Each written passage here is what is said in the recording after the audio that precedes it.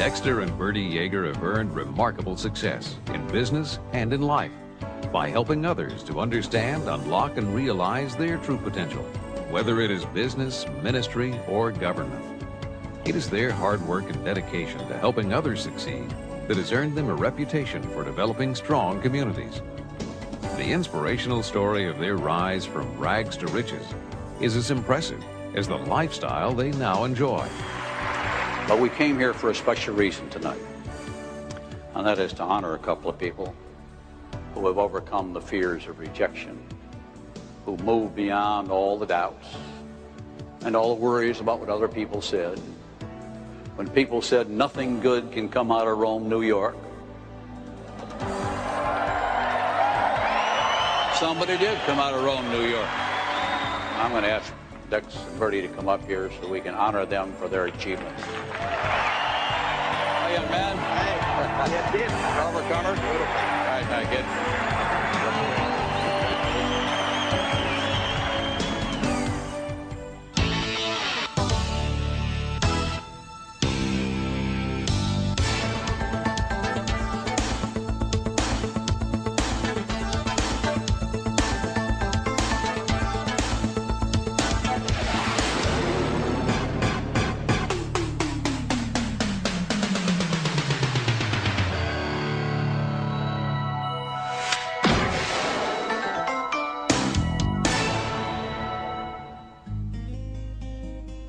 Bertie and I grew up in a small mill town upstate New York, Rome, New York.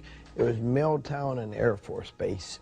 And growing up, I did a little bit of all kinds of work. I shoveled driveways and sidewalks in the wintertime, mowed lawns, and had a paper route. And had my own little lemonade stand when I was in 6th grade. And I remember I went over with lemonade to an apartment complex, and the guys over there said, this lemonade's fine for a one-time, kid, but we want Coke, get a soda.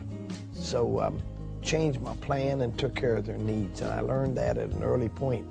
You gotta handle people with what they want. And next thing you know, I was doing $100 a week worth of business profit, and I was making as much as my dad was as a plumber. My mom always said Yeagers don't work for other people, and she learned that from my grandmother Yeager. So I grew up with that attitude that I was going to have my own business someday. Bertie's my 17-year-old girlfriend. I like to tell people I have a 17-year-old girlfriend because she was 17 when I married her, and she's still my girlfriend. I wanted to be the big achiever for Bertie, and I think more than anything else, I wanted to be her hero. I wanted to be the man that supplied the good things in life to her. Part of the problem was I didn't have a big dream. Bertie was working at Griff's Air Force Base, and I was working for the brewery. And I'd come home, and there'd be a babysitter there, and I'd take the babysitter home, take the kids with me, and then I'd come back and I'd take care of the kids until Bertie got home at midnight. And I'd just stay awake all night long because I got to get her out of this job.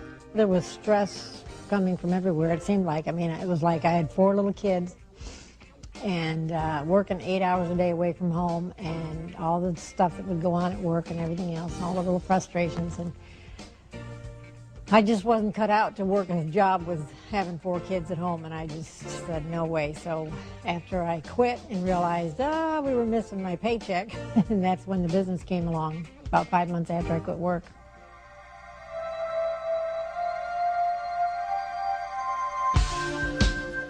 We saw that opportunity and we said, we can do this, because I was out every night. And we paid 16 bonus checks the second month in business. The twins were in kindergarten when we got in the business, and it afforded us to hit the ground running.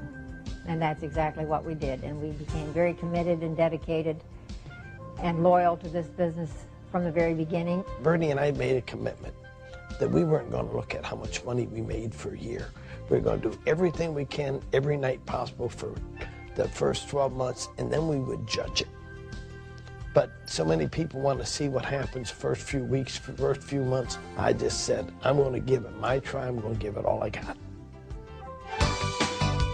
60 days after we started, we were doing $7,500 worth of business. And 10 weeks after we got started, we went full time. Nobody was giving us guidance.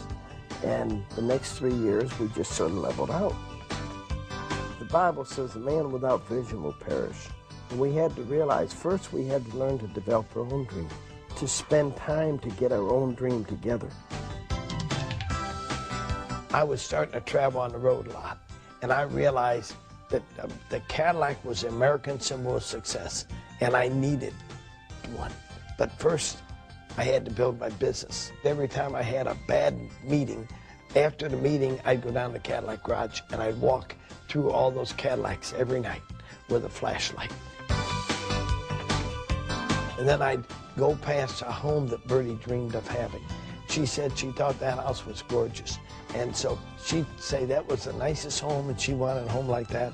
So I'd go sit in front of that house night after night after night. And I'd sit there maybe 20 minutes and then I'd go home and I'd get my dream back. And the dream being that what fuels us is what creates our passion, what keeps it going. And people who do that usually see most of their dreams coming true. We knew success was a habit and that you got there one step at a time.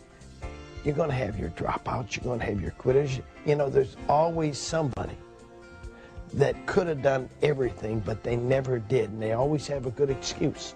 When Bertie and I got started, we had to struggle, and we spent 3 years in that struggle of trying to find ourselves and find what we should be doing. And finally, I found some books that changed my life.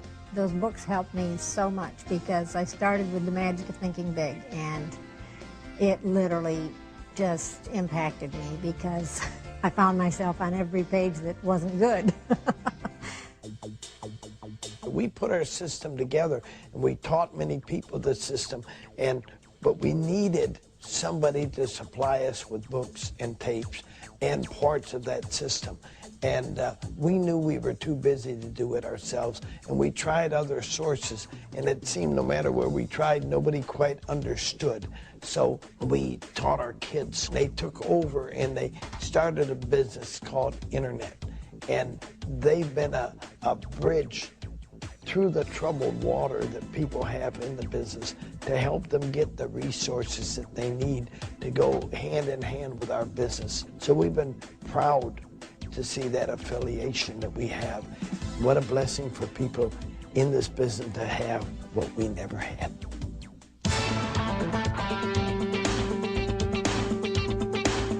I met Dexter probably about 1.5 years, 2 years ago. When he came in, he had some problems going on. As you all know, he's had 2 or 3 strokes in his life, a major one. So he had no use of his right hand. Matter of fact, when he walked in, he walked in with his hand tucked in his pants. Because when he walked, it would tend to swing freely and run into the furniture. His body fat was at 24%. Since that time, he's went from 24%, which makes a man obese. He's went through the too fat range. He went through the okay range, the good range, and as of last week, 2 weeks ago, he's at 10.5, who puts him into the elite class. At age 61, that puts him in the 1/2 of 1% of the men in the world. Everything's nice and even.